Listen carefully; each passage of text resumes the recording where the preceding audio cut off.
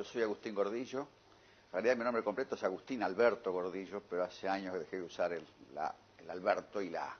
Así que soy Agustín Gordillo a secas. Nací el 22 de octubre de 1938 en un muy pequeño pueblo de la provincia de Buenos Aires que hoy tiene 2.500 habitantes. Así que me imagino que tendría muchos menos en aquel entonces. Mi padre había quedado huérfano, eran 12 hermanos cuando murió el padre de él a los 43 años, estaban en buena posición. Lógicamente la familia se tuvo que desbandar y él no pudo terminar ni siquiera la escuela primaria, lo cual lo dejó muy marcado. Él aprendió a leer y escribir recién en la adolescencia. Y digamos que a mí me transmitió lo que era en definitiva una falencia de él, que es la necesidad de estudiar, la necesidad de saber. Digamos que él de algún modo depositó en mí el problema de él, pero yo la verdad que no me quejo porque me ha servido, ¿no? Y nunca lo sentí como una carga. Entonces para mí estudiar es un placer. Más aún, recuerdo muchas frases de él de cuando era chiquitito yo, me decía, nene, estudiá, porque si tenés que trabajar te vas a morir de hambre. Él siempre consideraba que yo no era trabajador, así que me hizo estudioso desde chiquito. Por ejemplo, decía él, supongo que será cierto, que yo quería leer los cómics en las revistas y que entonces le pedía a él que me hiciera aprender a leer para poder leer las revistas cómicas, ¿no? Entonces tomé clase con una profesora particular antes de ir a la escuela, de modo que cuando entré a primer grado, en aquel entonces había primer grado inferior y superior, y era un pueblo chico, claro, entonces la directora de la escuela me pasó directamente a primer grado superior, porque yo ya, no me acuerdo cuánto, pero algo más sabía que primer grado inferior. Y esto me hizo ganar un año en la educación primaria y secundaria, o sea que fui, digamos, más avanzado, siempre era el más chico de la clase. Esto también me impuso un margen de mayor competitividad, al estar siempre con gente por lo menos un año mayor. Dentro de esa necesidad interna, de ese deseo, yo diría, irrefrenable de leer, de aprender, de estudiar, yo empecé muy de chico, por ejemplo, en la escuela primaria, yo ya me compraba los libros, los iba leyendo, había una colección en la casa de mi padre, que era un club de fútbol donde él era administrador, había una colección que se llamaba El Tesoro de la Juventud, como 20 tomos, una suerte de enciclopedia, digamos, para adolescentes, y la verdad recuerdo haberla consultado bastante, aún de chico, ¿no? Y después en la secundaria no fui en realidad muy buen alumno, aunque solamente me llevé una vez una materia, dibujo justamente, tuve que dar examen de dibujo en primer año. Pero en general digamos que aprobé todas las materias, no tuve bochazos, tuve notas promedio normal, digamos, pero usé mucho tiempo en leer otras cosas. Qué sé yo, recuerdo en una clase de tercer año, se hablaba de los derechos del hombre. Y yo recuerdo haber dicho, porque tenía un libro que había leído, sí, pero hay que hablar también de los deberes del hombre. Me acuerdo que esto provocó una carcajada general de todos, incluso de la profesora, que evidentemente no había leído el libro que yo sí había leído. De aquella época, yo era ya muy crítico siempre. Yo recuerdo haber leído Aristóteles y anotar, a esa edad, 14, 15 años, anotar al margen, diciendo esto es una estupidez, es un tonto. O sea, hablando con mucho, muy argentino en verdad, con mucho desprecio de Aristóteles. Y en la vida finalmente me siguió eso porque sigo siendo bastante anti-aristotélico, ¿no? Pero se me desarrolló espontáneamente muy chico. No me lo enseñó nadie, eso fue la lectura que provocó mi rechazo. Y eso, digamos, me pasa siempre, en el sentido de que leo críticamente y, en consecuencia, hay libros que me generan ideas, pero opuestas a las del libro. Y, por supuesto, también hay libros que me gustan, obviamente, y experiencias que me gustan, pero siempre trato de ser muy crítico y, por supuesto, autocrítico también, ¿no? De esa época, bueno, es un dato ya conocido, pero yo me leí las obras completas de Freud. También a esa edad. Me acuerdo que tenía un compañero que era sobresaliente, de 10 absoluto. Me decía, pero vos no podés leer a Freud directamente. Y digo, ¿y por qué no? si se entiende. No, pero es que vos no estás seguro de entenderlo bien, tenés que leer a otro que te explique a Freud. Yo digo, yo no me interesa leer a otro que me explique a Freud, lo leo yo y yo saco mis propias conclusiones. Esa fue mi personalidad desde chico, que después se repite más adelante en la vida, ya más grande, ¿no? O sea, como que mi personalidad se formó, yo diría, desde la niñez, por la influencia de mi padre, por este trauma que él tenía, y se mantuvo para toda la vida. Y después, al tomar el hábito de la lectura, yo gastaba muchísimo dinero en comprar libros, usados, por supuesto, siempre. Me acuerdo que yo tenía una biblioteca enorme en mi casa cuando era chico, y a veces alguno le preguntaba, pero ¿el chico lee los lee los libros? Por supuesto, dice mi padre. Mentira, yo no tenía libros. Siempre leí salteado, desde la niñez pasando por la adolescencia. Nunca leí un libro entero. Por eso las novelas no me gustan, porque hay que leerlas enteras. Para eso hoy en día prefiero ver series de televisión, alguna cosa de ese tipo. Pero también en esos años chicos, digamos, empecé a estudiar inglés en la escuela primaria, que lo seguí hasta los 19 años, que yo diría que un trecho bastante largo, y ya a los 19 años leía, y no diría que hablaba correctamente, pero hablaba bastante, y después lo fui puliendo en la vida. Pero también de chico estudié inglés, francés, alemán, italiano y ruso, con distintos niveles de aprendizaje. Inglés fue el que aprendí mejor, francés menos, francés lo terminé de aprender de grande. Italiano casi nada, pero de vez en cuando algunas palabras las sé, entiendo algo de las películas, me gusta, digamos, el italiano. Alemán estudié 3 años, en su momento llegué a poder leer, hablar menos, digamos, si después lo abandoné fui porque vi que a mis colegas, bueno, eso ya es más grande, ¿no? Pero bueno, lo cierto es que de chico estudié 3 años alemán. Y incluso estudié algunos meses ruso, pero dejé de estudiar ruso porque empecé a tener problemas de visión ya, y me costaba mucho esfuerzo leer las letras rusas, que son distintas, lógicamente, de las nuestras. Aprendí muy pocas frases, me acuerdo, ¿no? Una, por ejemplo, que me acuerdo es yo no hablo ruso, hablo castellano. Es que se dice ya, не говорю по-русски, я говорю по-испански, ¿no? Es lo único que sé. Y dejé de estudiar justamente porque empezaba en nuestro país una política ya bastante autoritaria, y yo estudiaba en el IRCA, o Instituto de Relaciones Culturales Soviético-Argentinas, qué sé yo, que lo clausuraron. El día que fui a dar una clase y vi que estaba clausurado, me dije, no, mejor que abandone todo el ruso porque voy por mal camino. Así que digamos, el que yo no sepa ruso, se lo debo directamente al autoritarismo de este país, que a mí me marcó mucho toda la vida, pero empecé de chico, ¿no?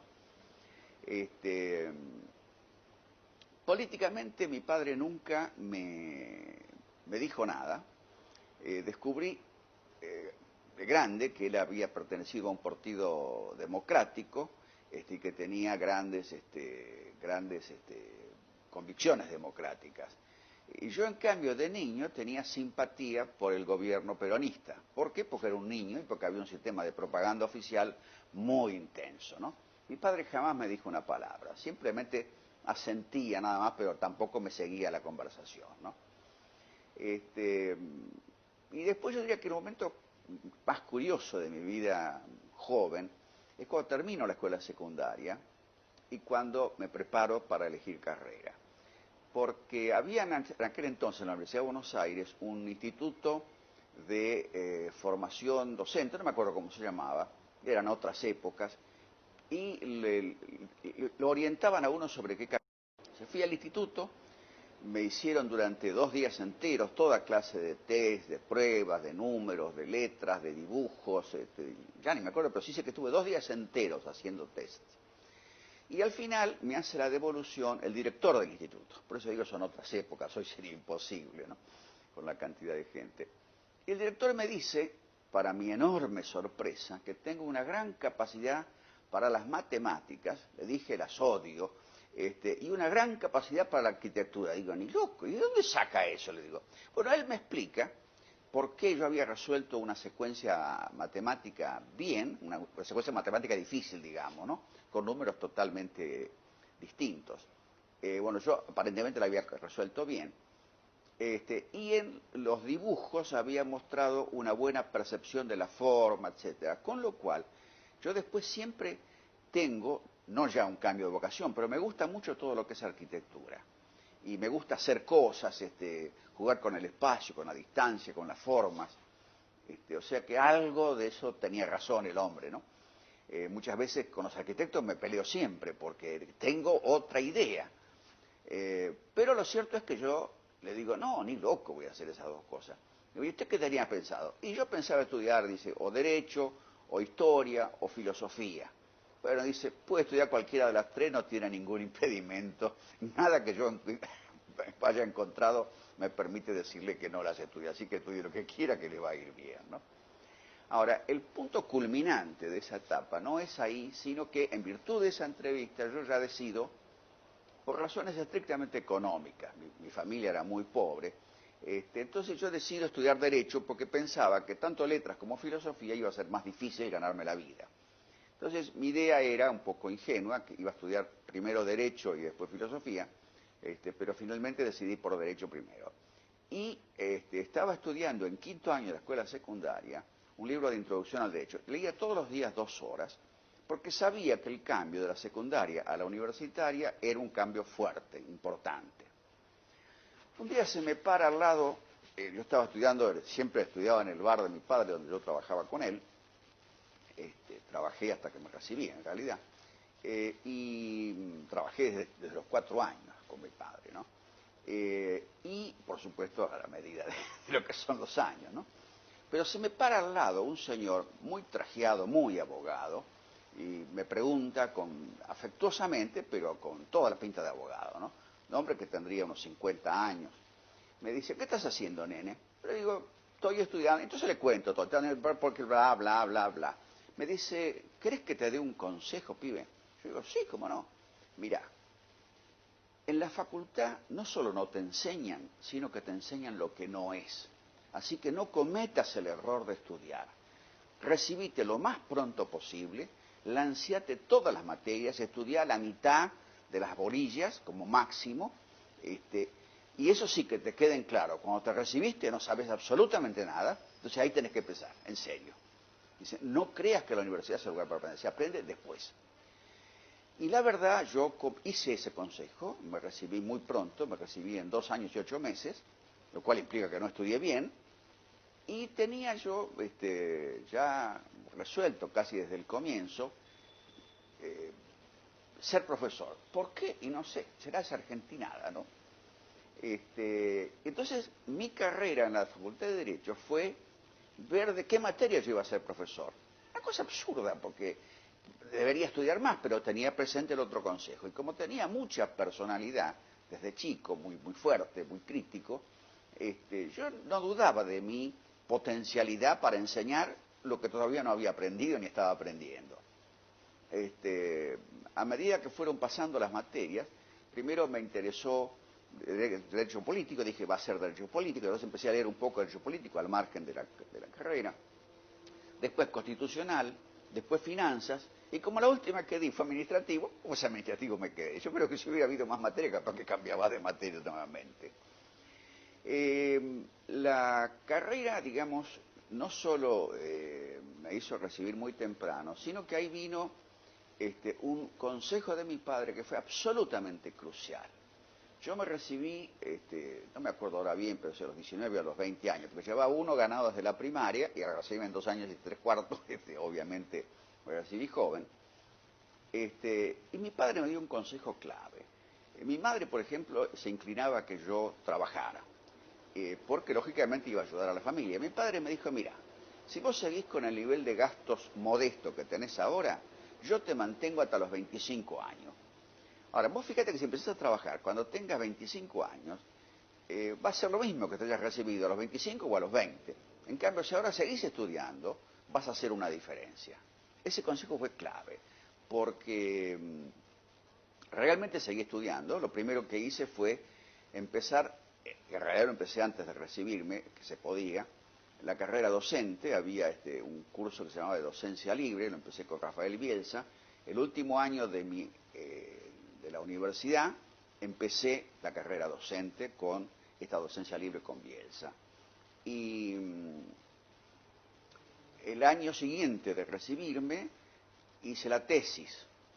Que trabajé muchísimo, tenía una beca, trabajaba todo el día, todos los días, todo un año. Salió una tesis gigantesca de casi 700 páginas, 666 creo, que nunca la publiqué.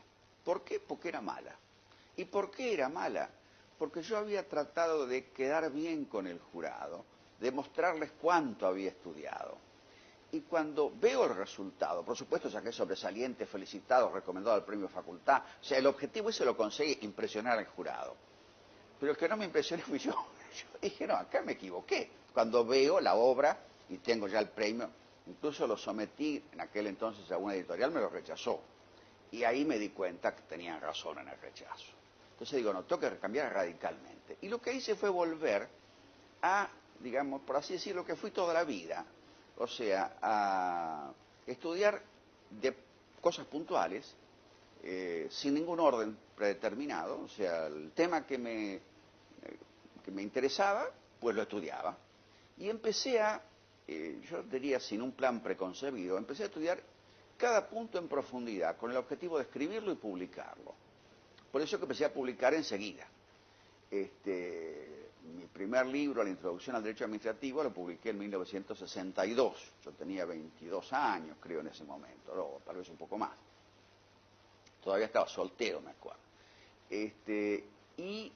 Había escrito algunas cosas más inéditas, porque también me salieron mal, pero se ve que encontré mi pulso de escritor, digamos, jurídico, temprano. Y en general casi todos los libros los hice de la misma manera, o sea, voy armando temas sueltos que me interesan, los publico, y de algún modo pareciera que inconscientemente hay algún orden, porque de pronto veo que tengo una cosa que con algunos retoques es un libro. Y eso la verdad que aún hoy yo me guío por lo que es la intuición, pero me empecé guiando por la intuición desde chico, desde la primaria, de la secundaria, desde la universidad, desde la posuniversidad. Ese empezar enseguida de recibido a seguir estudiando hizo que siguiera en la facultad con el doctorado. Me acuerdo que la beca tenía que tener algún lugar de desempeño yo, entonces le pedí y obtuve la posibilidad de hacerlo en el Instituto de Derecho Administrativo, de modo que yo frecuentaba la facultad continuamente. Y el director de mi tesis era el profesor titular, que era el doctor Díez, el director del instituto. Y entonces él muy pronto me propone para profesor adjunto interino ad honorem. Cuando él me hace esa idea, yo le digo, pero doctor, si usted sabe que yo no sé derecho administrativo, ¿cómo voy a ser profesor? Y él me dice, mire, ahora usted es joven y se está dedicando, lo va a aprender. En cambio, después se casa, tiene hijos, ya toma otro camino en la vida, y dice, ¿quién sabe si después se dedica o no? Y eso fue en el año 1960, o sea, me nombraron profesor a los 22 años.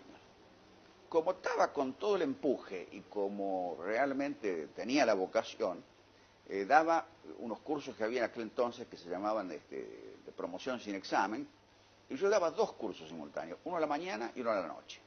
Esto motivó un pedido de investigación en el Consejo de la Facultad para ver si yo estaba cobrando 2 cursos, lo cual se veía mal.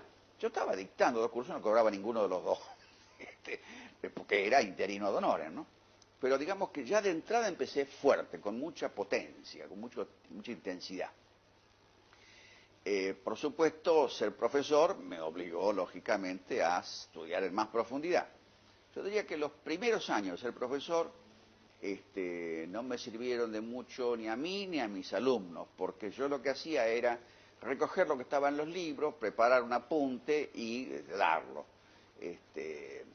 Pero recuerdo, por ejemplo, preguntas de los alumnos, ¿y por qué esto?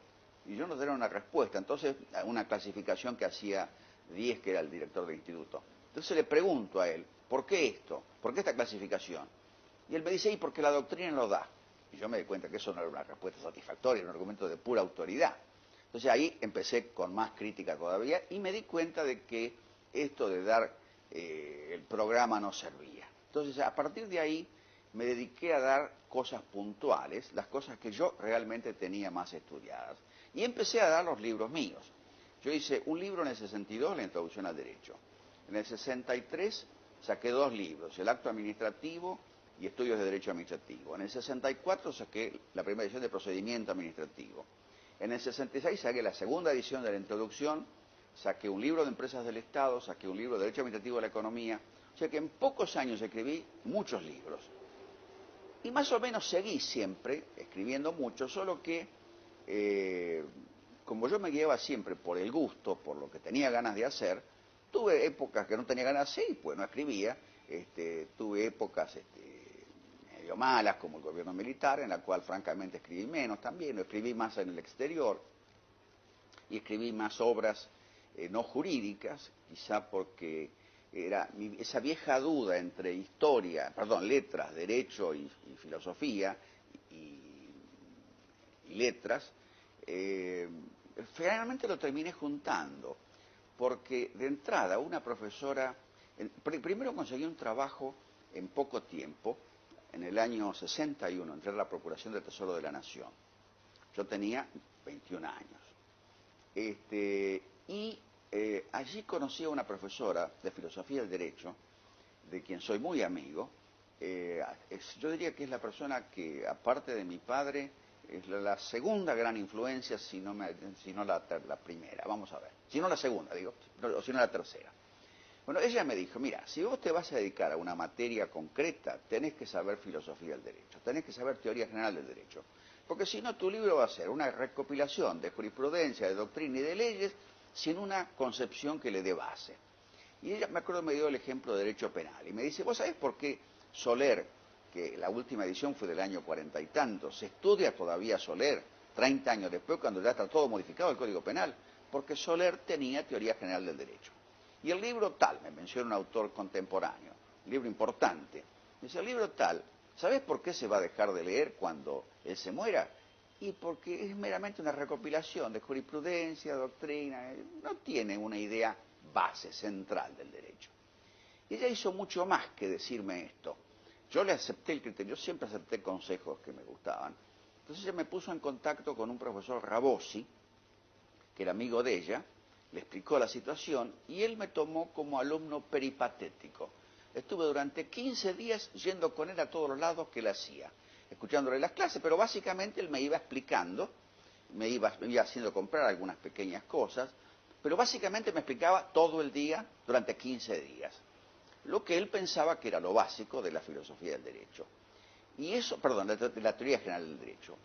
Y eso es lo que está en lo que es hoy el capítulo 1 del tomo 1. Son las reflexiones y los estudios que hice en base a las enseñanzas que Rabosi me dio. Después no seguí con Rabosi, pero me hice amigo de otros profesores de filosofía del derecho, entre ellos Genaro Carrió. A pesar de la diferencia de edad, me hice muy amigo de él y aprendí mucho de él, y él me enseñó también bastante. Y cuando hice el capítulo 1, de lo que es hoy el capítulo 1 del tomo 1, me acuerdo que se lo di a 2 amigos que eran profesores de filosofía del derecho para que me lo criticaran. Los 2 me dijeron, está bien, no hay nada que modificar. A mí me dejó insatisfecho la respuesta. Se lo doy a Carrió. Carrió tomó un lápiz y me lo dejó negro el trabajo. O sea, cambió todo, corrigió todo, me observó todo. Me acuerdo que una de las cosas que me observó fue, ¿y acá por qué pone comillas? ¿Qué significa esta comilla? Yo digo, para enfatizar. Dice, no, hombre, la comilla significa o una cita textual o un signo de interrogación. Para enfatizar nunca se pone comilla. Yo, claro, conocí a Marienhoff, que siempre ponía comillas para enfatizar. Entonces, a partir de ahí, pues aprendí que hay que usar la cursiva, o italics, o lo que uno quiera, pero no las comillas. Bueno, esa enseñanza temprana, porque es a los 21, 22 años, también me marcó para toda la vida. Y es una de las cosas que sigo transmitiendo a todo el mundo. No use comillas sino para ponerle un signo de interrogación a la palabra o porque es una cita textual. Bueno, hay 3 influencias grandes que yo recibí en mi vida en la parte de derecho, digamos. Una, María Isabel Azaret, una gran amiga hasta el día de hoy, que fue la que me orientó y me ayudó a que Rabossi a su vez me enseñara. Luego Genaro Carrió, que me dio unas, digamos, indicaciones muy precisas. Y luego Rafael Bielsa, que fue mi profesor. Yo estuve al final un poco distanciado por él se puso celoso, digamos, de mí, porque yo era crítico, siempre fui crítico, y también era crítico de Bielsa. Pero yo de Bielsa tomé lo que era fundamental en esa etapa de la vida. En su primera etapa de la vida, él había sido influenciado por las doctrinas del fin del siglo XIX, perdón, y de comienzo del siglo XX, que es en general autoritario. Pero él descubrió el autoritarismo después, y entonces se volvió liberal. O sea, no es. Ahora, la producción de él, desgraciadamente, no llegó a tiempo de rehacerla. Con lo cual, la producción sigue siendo autoritaria, pero lo que él decía era liberal, y en contra de la autoridad siempre. Entonces yo ahí formé mi primera idea de que el derecho administrativo es un derecho contra la autoridad. Eso se lo debo a Rafael Bielsa. Y lo mismo, él incluía en la definición, él decía que era la actividad de la administración pública, algo así, y el control jurisdiccional, porque estaba influenciado por los franceses en ese punto. Entonces yo puse control judicial, y mi definición hasta el día de hoy pone control judicial, y eso es por influencia de Bielsa. En cuanto a la actividad académica y profesional, la menciono en ese orden porque yo primero empecé a enseñar antes de saber, incluso daba clases siendo alumno y antes de ser profesor también. Me acuerdo que uno de los profesores a los cuales Díez le pedía que me dejara dar clases, que yo tomara la clase, decía: ¿cómo va a dar clases si no es profesor? Y Díez le contestaba: ¿y cómo va a aprender si no es dando clase? O sea que yo realmente aprendí a dar clase antes de ser profesor, y cuando fui profesor no tuve ningún problema porque ya estaba habituado a hacerlo, a enfrentar el público, las preguntas, etcétera. En cuanto a la actividad profesional, la empecé en la Procuración del Tesoro de la Nación en el año 61, y me llevó 2 años más o menos aprender qué era el derecho. Tenía un jefe, Rafael Castro Videla, ya falleció, que siempre me corregía mis proyectos de dictamen porque siempre encontraba que no había leído bien el expediente. Y siempre me decía: pero no vio esto, no vio lo otro. Y yo, como era un hombre orgulloso, decía: pero no puede ser que yo no pueda leer un expediente bien. Al cabo del segundo año, finalmente no me encontró más errores en la lectura del expediente. Entonces yo digo que ahí aprendí derecho, en la Procuración del Tesoro de la Nación. Entonces yo aprendí derecho después de llevar años de profesor, ¿no? Pero esto me hizo cambiar entonces el enfoque de la enseñanza. Yo siempre hice una enseñanza de tipo práctico, a través de casos, de problemas, con mucho debate, y esto me hacía distinto a los profesores de la facultad que daban la clase tradicional. O sea que esto también me hizo distinto, y yo tomé mi camino porque me parecía que era más útil para los alumnos, además de más interesante para mí. Repetir libros, ¿qué interesa? Escribirlos sí es otra cosa, pero escribir libros que a su vez sean de problemas reales, no de problemas inventados. Después, más adelante, empecé la actividad profesional. También temprano me tocó, a los 29 años, 2 cosas juntas, o sucesivas. Primero fui decano en la Facultad de Derecho de La Plata durante un brevísimo tiempo, toda una época muy caótica de la Argentina, bueno, hasta el presente sigue igual, ¿no? Bueno, esos 2 meses de decano, y después a los 29 años también me nombraron profesor titular. O sea que fue también una cosa muy temprana, lo cual hace que, como ya tenía para ese entonces, como no sé, 7, 8, 9 libros, no me acuerdo, mucha gente me dio siempre más edad de la que tengo, porque calculan: bueno, se habrá recibido a tal edad, tanto habrá tardado en hacer tal cosa. Entonces nunca nadie imagina que yo me recibí a los 21 y empecé el primer libro, lo publiqué a los 22, y era profesor antes de los 21, a los 20, ¿no? Entonces todo eso me dio, y es un poco la idea de mi padre, me dio un empuje inicial tremendo. Cuando entré a la Procuración del Tesoro, entré en un cargo alto, bien remunerado, con lo cual empecé a ganarme la vida cómodamente, pero haciendo lo que yo quería. O sea, no me pasó, no tuve esa etapa de hacer cosas que uno no quiere para ganarse la vida. No, yo me pude ganar la vida haciendo lo mío. Y cuando paso bueno, el decanato lo uso en el 69 como quiebre. Digo, pues yo sabía que me tenía que ir de la Procuración del Tesoro y pasar a la profesión privada. Entonces aproveché eso para renunciar. Digo, aproveché eso porque me costaba. O sea, realmente es una institución que yo quiero mucho todavía, porque aprendí ahí, ¿no? Esa es mi facultad de Derecho de la Procuración del Tesoro. Bueno, renuncié con mucho dolor.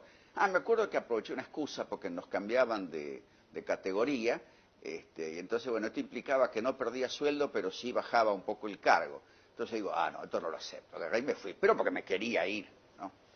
Entonces ahí empecé a trabajar en la profesión. Y en la profesión también fui muy tosudo. Quise hacer nada más que derecho administrativo. Nunca en mi vida hice otra cosa que derecho administrativo. Por supuesto, uno siempre aprende otras cosas, inevitable, ¿no? Pero yo trabajé como trabajar en derecho administrativo siempre, no hice otra cosa. Lo cual implicó que los primeros años tenía trabajo de poca entidad económica, o sea, siempre eran funcionarios públicos a los cuales asesoraba o les hacía recursos por problemas en la función pública. Y con los años, bueno, empecé a tener un poco más de nombre, empecé a tener empresas de clientes y eso fue y todavía sigue un poco en expansión antes que entre la declinación final, ¿no? Después, bueno, el haber aprendido idiomas temprano me sirvió de muchísimo y sobre todo el haber sido inglés el que más aprendí. Fui a Estados Unidos la primera vez en el 66. Me acuerdo que me quedé, y pensaba estar 12 días por todo Estados Unidos y me quedé en Nueva York, que fue lo primero que pisé. Y ahí empecé a pulir definitivamente el habla, ¿no? Con los años entré, en el 84, entré al Tribunal Administrativo del Banco Interamericano de Desarrollo, donde llegué a ser presidente, y ahí se hablaba, era bilingüe, inglés y castellano y portugués. Entonces estuve ahí 4 años, creo, pero 4 años de 2 reuniones por año, cada una de una semana. O sea que cuando uno dice 4 años es un poco engañoso, porque es menos, ¿no? De todas maneras, ahí encontré otra influencia muy grande sobre mí. Nuevamente, un profesor, un juez que había sido toda la vida juez, pero que era especialista en lo que ellos llaman a veces jurisprudencia, que es un poco la versión norteamericana de filosofía del derecho. Él también me dio consejos de todo tipo, valiosísimos, muchos de ellos consejos de vida. Y esto lo digo porque a mí muchos alumnos me dicen que yo no doy clases de derecho administrativo, doy clases de vida. Yo la verdad no sé qué me dicen con eso, pero sí sé que reglas que aprendí de ese hombre, que me las enseñó él como padre, porque es un hombre mayor que yo, bastante mayor que yo, me las enseñó, digamos, con afecto de padre, yo diría. Esto es así, esto es así, esto no es así. Me acuerdo, por ejemplo, en el 2 o 3 años antes de que terminara mi mandato, se renueva la presidencia del tribunal, porque siempre los términos son limitados, y había que elegir un nuevo presidente. Yo le digo a este hombre que debe ser él el presidente. Él se enoja y me dice, usted sabe muy bien que no, y sabe por qué. Efectivamente, yo sabía por qué. Lo que pasa es que quise ser cortés. ¿Por qué? Porque hay una división siempre de poderes y en Estados Unidos no le toca la presidencia del Tribunal Administrativo. Siempre queda para un país latinoamericano o europeo, pero no Estados Unidos. Entonces me dice, tiene que ser usted. Yo digo, pero yo no sé qué es eso de ser presidente. Y me dice, mire, a usted le va a costar muchísimo ser presidente. ¿Sabe por qué? Porque tiene que aprender a callarse la boca. Usted habla demasiado. Y como presidente no hay que hablar. Usted tiene que dejar que la gente debata. No hace falta ni siquiera, como son pocos, ni siquiera hace falta dirigir el debate, pero dejar que todos hablen. Y cuando ve que hay un consenso entre ellos, ahí tomar la palabra usted y decir, me parece que hay consenso en tal sentido. Con lo cual la gente va a decir, qué sabio que es el presidente. En realidad es facilísimo. La verdad quedé sorprendidísimo. Él me enseñó mucho también de no preocuparme por un caso, dice. Vaya, déjelo correr, dice, ya lo va a ir viendo. No se anticipa en la preocupación. Cuando llega el momento de resolver, bueno, ahí verá. Y él también me acuerdo que enfatizaba muchísimo el conocimiento de los hechos. Él había sido juez toda la vida. Y me acuerdo que él decía siempre los hechos, siempre los hechos. Yo di una conferencia ahí en el BID como presidente del tribunal, se la mostré a él para ver si estaba de acuerdo, y era justamente los hechos del caso. Mi primera conferencia en inglés en Estados Unidos, en Washington, fue sobre los hechos del caso, the facts of the case. Y me acuerdo que ahí yo dije cosas, por ejemplo, la única regla, que no hay ninguna regla, que me la había enseñado él, que había sido magistrado toda su vida. Yo me acuerdo que dije eso, él estaba a mi lado, en la charla, y alguno del público, un abogado de otra formación, me la objeta. Se enojó muchísimo, y le contestó él directamente, ¿no? Y explayando y explicando más por qué. Con el tiempo iba a descubrir que esa es la filosofía de Popper también, ¿no? Que no hay ninguna regla y que lo único que hay son conjeturas o hipótesis que eventualmente se demuestran falsas, pero nunca se pueden demostrar verdaderas. Pero o sea que yo vine como, digamos, con una coherencia en la vida, y en la vida intelectual, no deseada ni buscada, de casualidad, porque esto de ser muy crítico, de no aceptar la autoridad, de estar en contra de la autoridad, de pensar por mí mismo y de pensar luego problemas prácticos creativamente y de prestar atención a los hechos del caso, se me fue dando una cosa enlazada con la otra y eso es lo que va conformando mi personalidad. Bueno, en cuanto a las líneas de investigación, yo diría que lo estoy viendo retrospectivamente claro ahora, porque estoy preparado, propuesto, hacer algo en 12 tomos que se va a llamar Tratado de Derecho Administrativo y Obras Completas. En realidad obras completas no van a ser porque al armar veo que hay muchas cosas que no tiene sentido reproducirlas porque no tienen interés hoy. Por ejemplo, yo escribí de planificación. La planificación hoy no la usa nadie, ni la lee nadie. Entonces, bueno, eso directamente quedó perdido en el tiempo. O sea, son publicaciones que me costaron trabajo, me dieron gusto, pero bueno, no sirven, ¿no? ¿Qué voy a hacer? No sirven. No la voy a publicar de vuelta. Entonces fui eliminando todo lo que me parecía que no tenía sentido hoy en día republicarlo, y eso me ha ido obligando a explicar qué hago. Y en la explicación a explicar por qué lo hago. Y ahí resultan en definitiva las líneas de investigación principales que tuve toda la vida. La primera y principal es el derecho administrativo como un freno al poder. O sea, yo jamás entendería el derecho administrativo como el derecho del poder, sino el derecho frente al poder, el derecho del ciudadano, en ese sentido muy parecido al derecho del usuario y del consumidor.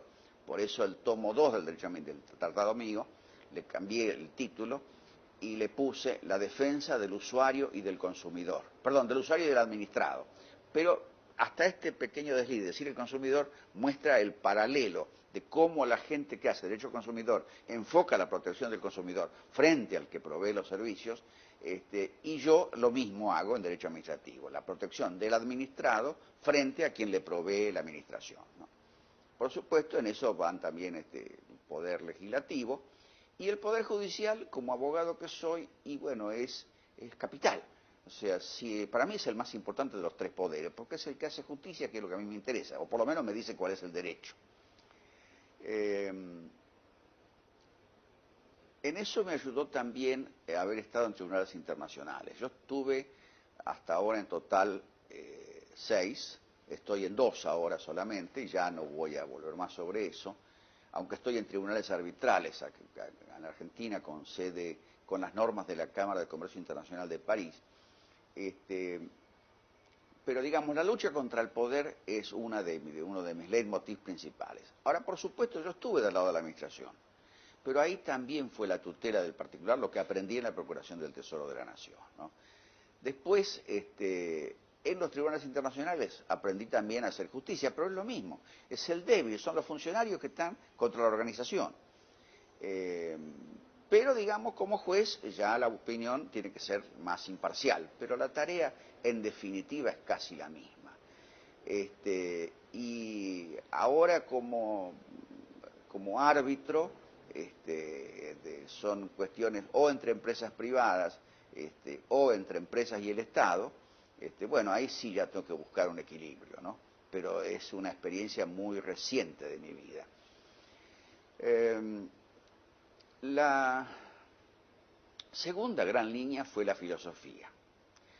Yo seguí leyendo toda la vida filosofía, sobre todo Popper, cuyo nombre me lo dio la misma doctora María Isabel Azareto, Pelel para los amigos, que ella me fue diciendo, lee esto, léelo. Cada tanto me llamaba y me decía, mira, salió tal libro de Popper, salió tal otro, léetelo. Realmente Popper a mí me marcó muchísimo. Y yo diría que es la segunda gran influencia que tengo y me han seguido insistiendo el inconsciente, digamos, en mezclar la filosofía con el derecho. No en el sentido de hacer filosofía, sino de tener la filosofía detrás, de modo tal que lo que yo haga en derecho tenga un basamento en teoría general, lo cual me ha hecho evitar una cantidad de problemas que no tienen sentido y una cantidad de discusiones que no tienen sentido. Con lo cual la gente que me escucha o que me lee me dice, pero esto no lo dicen los demás. Yo no sé por qué no lo dirán ellos, pero lo que yo digo es más interesante. ¿Por qué? Porque es la formación de filosofía general que me hace dejar de lado una serie de discusiones inútiles. O sea que creo que me ha marcado mucho. Tuve una época en que me interesaban mucho los temas económicos y sociales, porque trabajaba como profesor en realidad full time en un proyecto que tenía la OEA acá en Buenos Aires, y yo iba dando clases por toda América Latina, pero de esos temas sociales y económicos. Ahí fue donde aprendí planificación, escribí planificación, ahí aprendí de cambio social, todo ese tipo de cosas, e hice lecturas de ese tipo. Algunas me significaron perder el tiempo, como leer 300 libros de planificación y después desaparece la planificación. Pero otras me han servido porque me han permitido estar siempre atento a estos problemas, atento a los problemas sociales, atento a los problemas políticos, atento a la realidad y atento a la economía también. Leí bastantes libros de economía lo que en aquel entonces era economía del desarrollo, ¿no? Lo que estaba de moda en ese entonces. Hoy en día ya también murió la economía del desarrollo.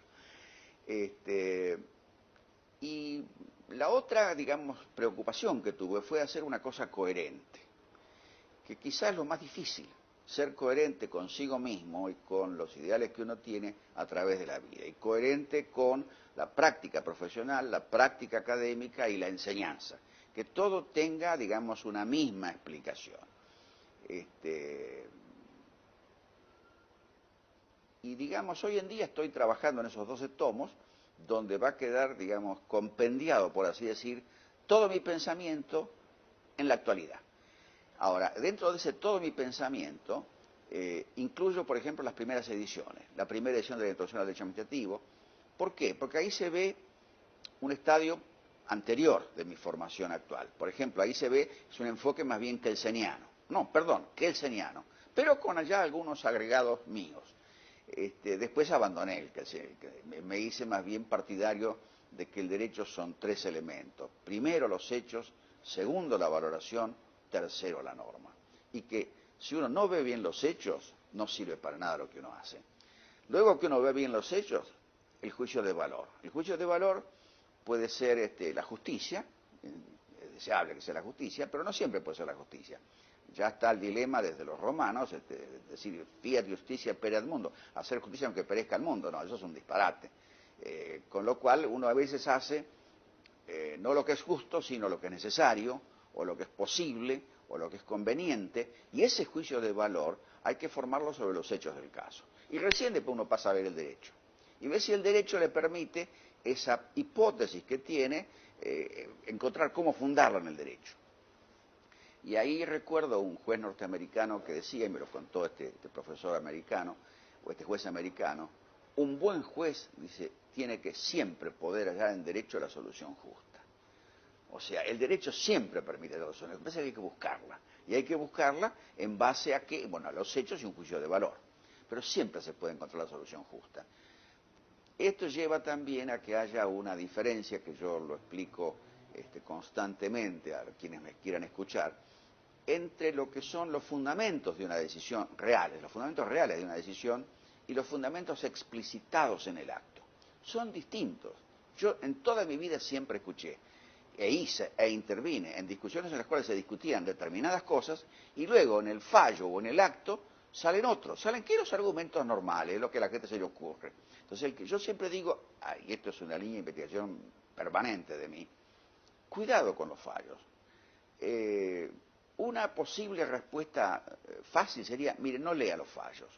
Fíjese qué han resuelto y trate de reconstruir en base a qué hechos del caso tuvieron frente a sí y qué contexto, cuáles pueden haber sido las verdaderas razones por las cuales llegaron a esta conclusión.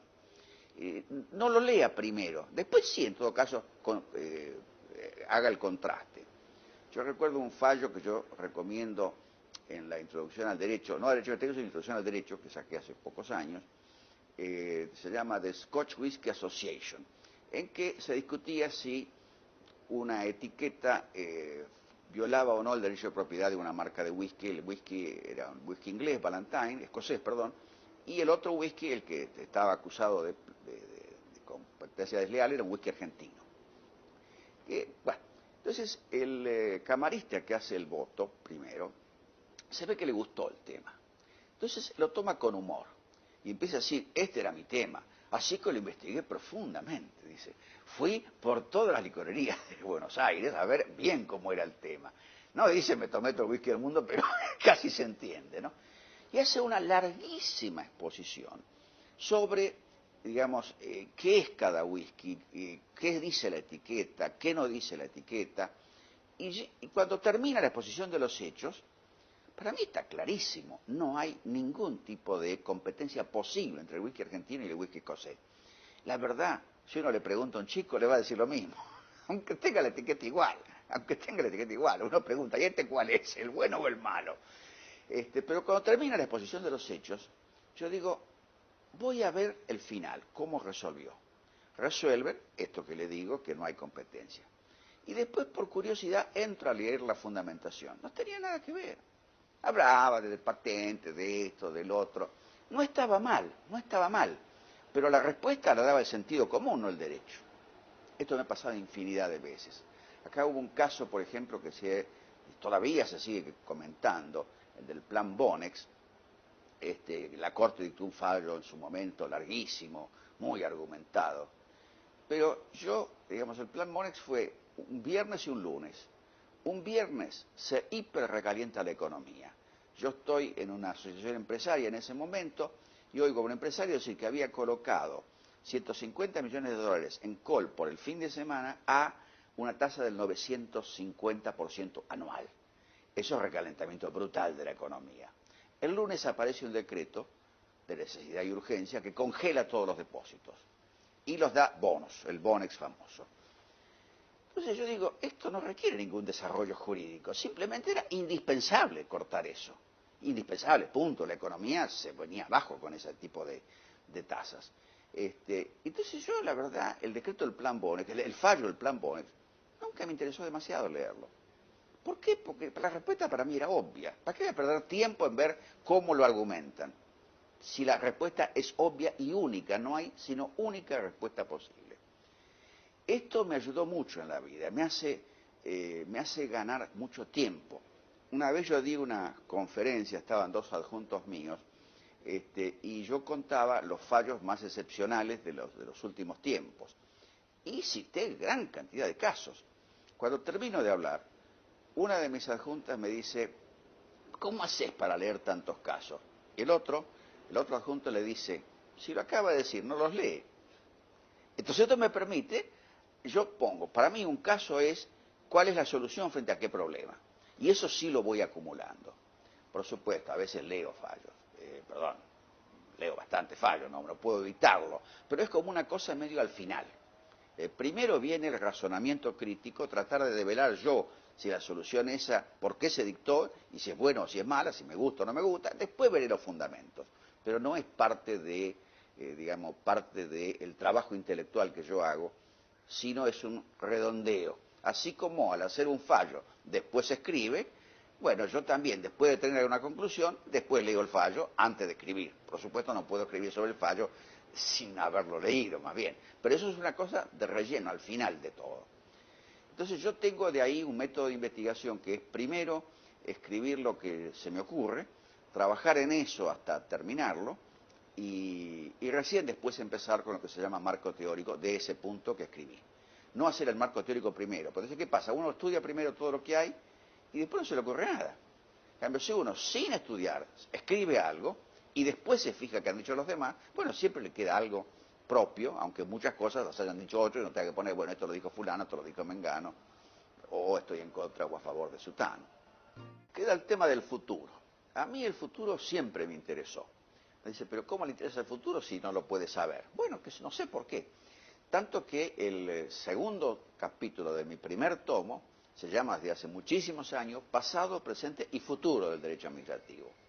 Una vez me invitaron en Barcelona a un congreso para hablar de los próximos 100 años del derecho, que eso lo puse en un capítulo del tomo 1 también, en el cual hablo del futuro del derecho administrativo, del futuro del derecho en general o de la sociedad.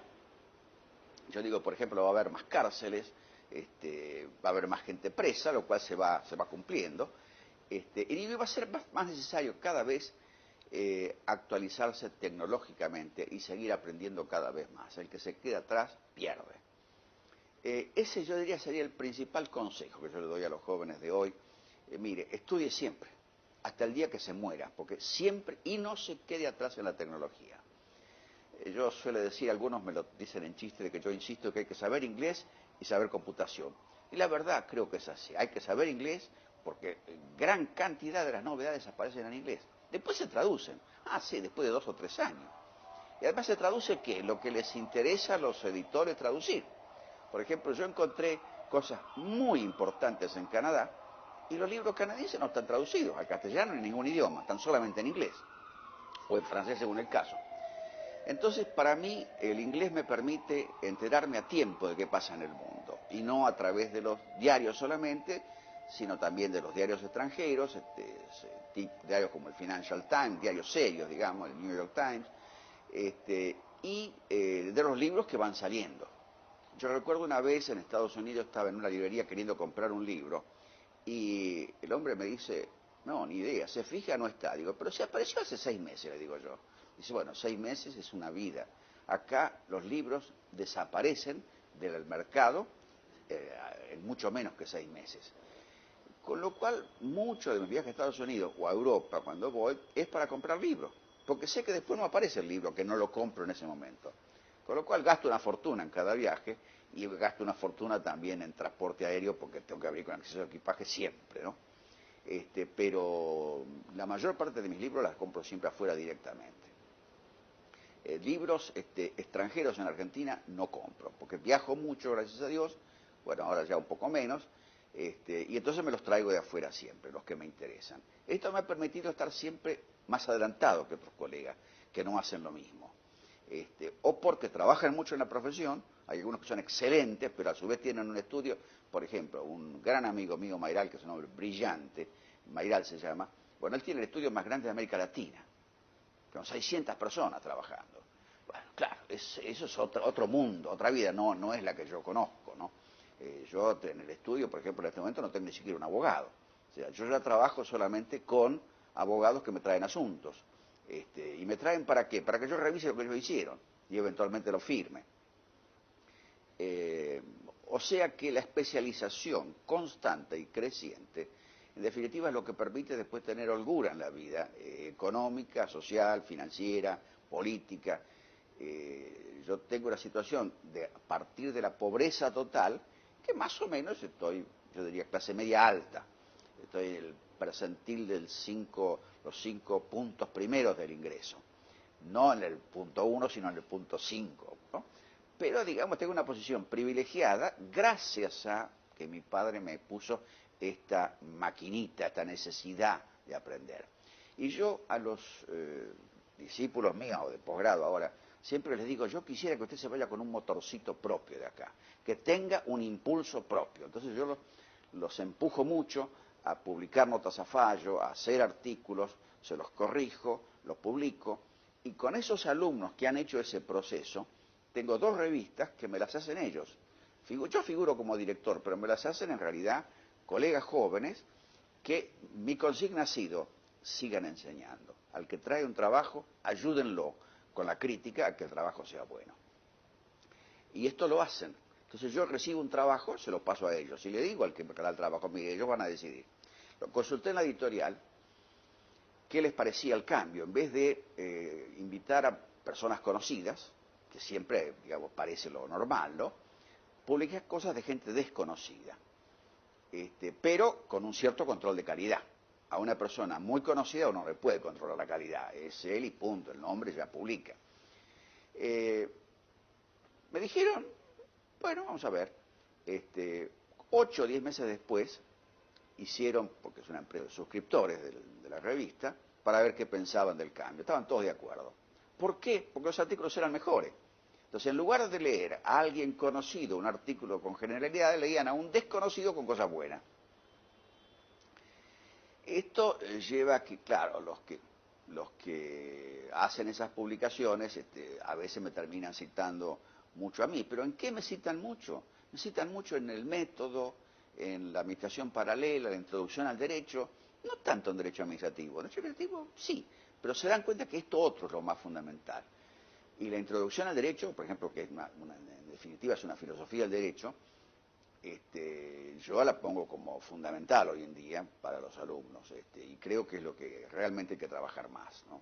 Y cuando me llega alguien para hacer algo, lo primero que le enfatizo es la introducción al derecho, el método, teoría general, perdón, la teoría general del capítulo 1, y esos 4 o 5 libros fundamentales, digamos. Eso es lo que el método creo que es lo más importante.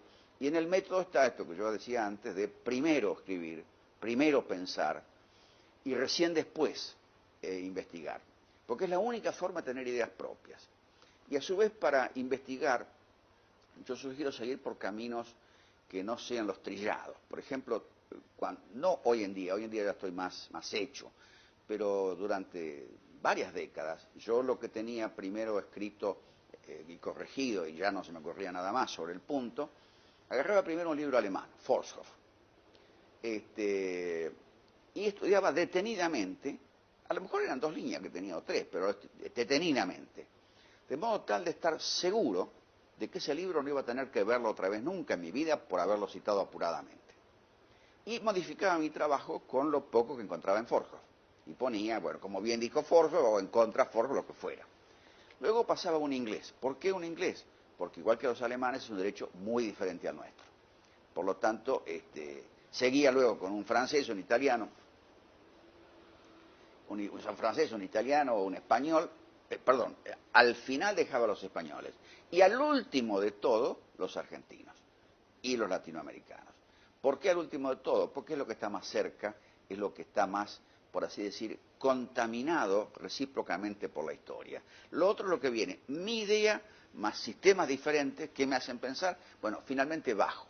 Y bajo también, primero por las obras generales, que suelen ser las de menor profundidad, hasta luego bajar a los libros particulares, los artículos, y por último la jurisprudencia. La jurisprudencia, por último, no puede ser lo menos importante, es lo más importante, pero es donde voy a poner ya el toque final, porque ahí con la jurisprudencia cierro realmente. Y la otra línea es la práctica, porque realmente yo siempre hablo de cosas que son reales y critico de acuerdo a la realidad, y eso es una cosa que muchos no hacen. Una cosa que me gustaría contar es un consejo que me dio Bielsa de cómo formarse criterios acerca de un libro, en definitiva para saber si uno lo compra o no. Él decía, primero hay que leer detenidamente el prólogo, porque si el propio autor no tiene algo interesante que decir en el prólogo, más bien que el libro tampoco es interesante. Segundo, leer detenidamente el índice para ver cuál es el esquema de la obra, cuál es la estructura de la obra, pero leerlo detenidamente al índice. Y tercero, tomar una página al azar y leerla detenidamente, porque él decía que una página al azar generalmente es representativa de la media del libro. Efectivamente, así, toda mi vida lo corroboré, nunca me equivoqué en el sentido de que una página no fuera representativa del libro. Y por supuesto, leer detenidamente el índice es para uno saber qué buscar y dónde. Si uno busca al azar no va a encontrar, si busca guiado por el índice va a encontrar. Y yo, la otra cosa que hago es leer salteado, leo los puntos que me interesan primero y si me sigue interesando leo más cosas y si no lo dejo. De derecho leo poco, el derecho lo uso para trabajar, pero leo mucho de otras cosas, salvo novelas, porque me interesa el contexto social, económico, político, creo que influye muchísimo en el derecho. Y si uno está desconocedor del contexto económico, social, político, hoy en día internacional, lo que hace es menos valioso, tiene una mira pequeña. Entonces, por ejemplo, yo tengo un libro que se llama El futuro de América Latina. bueno, está pensando justamente en esta época de globalización que va a pasar. Esto lo escribí en el 2003, ahora se habla de Luna Sur, por ejemplo, y está todavía lejísimo bueno, yo escribí un libro que podrá ser útil dentro de 500 años a lo mejor, pero bueno, son reflexiones ahora sobre el futuro. Y a los alumnos, los alumnos de posgrado sobre todo, a los alumnos de grado les daba, porque ya ahora estoy retirado, les daba casos y problemas. En el posgrado les doy problemas. A veces casos, pero un caso con problema. Por ejemplo, salió un fallo hace muy pocos días del Tribunal Superior de la Ciudad, que me pongo a leerlo, porque había habido varios problemas antes de ese fallo. O sea, había salido en los diarios, había jueces cuestionados, o sea, era un fallo que caía en un tema difícil, políticamente difícil, socialmente difícil, que es el derecho a la vivienda, y hasta dónde el Estado tiene que pagar la vivienda a quien no la tiene. En este caso el Estado de la Ciudad de Buenos Aires, ¿no? Cuando leo el fallo, voy encontrando todos los argumentos normales, digamos, de siempre. Y de pronto me encuentro con una frase muy breve, dicha al pasar 2 veces, digo, si está 2 veces es que esto fue pensado, donde se habla que el clientelismo no es solamente de la administración, ni de los legisladores, ni de los políticos, también hay clientelismo en los 3 poderes del Estado. O sea, yo digo, ¿esto qué quiere decir? Que hay clientelismo judicial. ¿Por qué no lo dicen así? Entonces ahí me di cuenta, porque hay 2 jueces que son clientelistas, en este problema que salió muy a la opinión pública, y tienen realmente clientes, no clientes en el sentido económico, sino clientes en el sentido de grupos que protegen clientelarmente. Entonces todos sus fallos son a favor de esos grupos, sea lo que sea, pase lo que pase, tengan razón o no, y ese fallo yo lo di al curso de posgrado y le digo, miren, hay una frase que está repetida 2 veces. Esa frase para mí es la determinante del fallo. Traten de encontrarla.